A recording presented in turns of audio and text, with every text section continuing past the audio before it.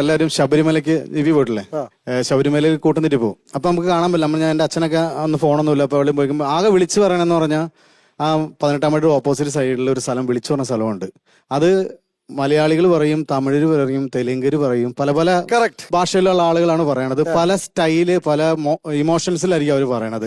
മലയാളികളാണെങ്കിൽ ഭയങ്കര സ്റ്റാൻഡേർഡ് ഉള്ള ആൾക്കാരാണ്. മലയാളികൾ പറയണത് ഇങ്ങനെയായിരിക്കും: സ്വാമി സ്വർണമയ്യപ്പ, പാലായിൽ നിന്ന് വന്നിരിക്കുന്ന ബിനുസ്വാമിയെ കാത്ത് 18-ാം പടിക്ക് താഴെ അദ്ദേഹത്തിന്റെ മക്കളായ രതീഷ് സ്വാമി, ബിനുസ്വാമി, മുകേഷ് സ്വാമി 18-ാം പടിക്ക് താഴെ നിൽക്കുന്നു. സ്വാമിയെ ശരണമയ്യപ്പ, എത്രയും വെക്കുന്ന എത്തിച്ചേരുക സ്വാമിയെ ശരണമയ്യപ്പ. ഇത് നമ്മുടെ മലയാളികൾ ഭയങ്കര സ്റ്റാൻഡേർഡ് ആയിട്ട്.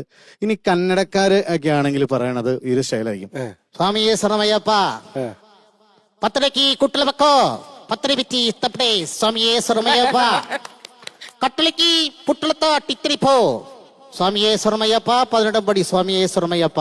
ഇത് ആ ലാംഗ്വേജിലുള്ള ആളുകൾ പറയും. ഇനി തമിഴരാണ്, അവർക്കാണ് ഏറ്റവും കൂടുതൽ ഭക്തിയും ഏറ്റവും കൂടുതൽ വികാരമുള്ള ആളുകൾ. അപ്പൊ കൂട്ടം തെറ്റിപ്പോയി കഴിഞ്ഞാൽ അവരിങ്ങനെയായിരിക്കും പറയണത്: സ്വാമിയെ ശരണമയ്യപ്പ, കോയമ്പത്തൂർ വിടുതാമി എങ്ങ പോരുക, എങ്ങ പോയതാണ് 18-ാം പടി പോവാണ് സ്വാമിയെ ശരണമയ്യപ്പ, ഞാൻ കൂടെ വന്ന 18 സാമേര് വഴി എത്തി പോയിരിക്കും സ്വാമിയെ ശരണമയ്യപ്പ. എടാ പിന്നെ സ്വാമിയെ നീ അങ്ങ് പോരുക, നീ അങ്ങ് പോരാളും 18-ാം പടി വഴി പോവാണ് സ്വാമിയെ ശരണമയ്യപ്പ, ഞാൻ കൂടെ വന്ന 48 സാമേര് വഴി സ്വാമിയെ ശരണമയ്യപ്പ.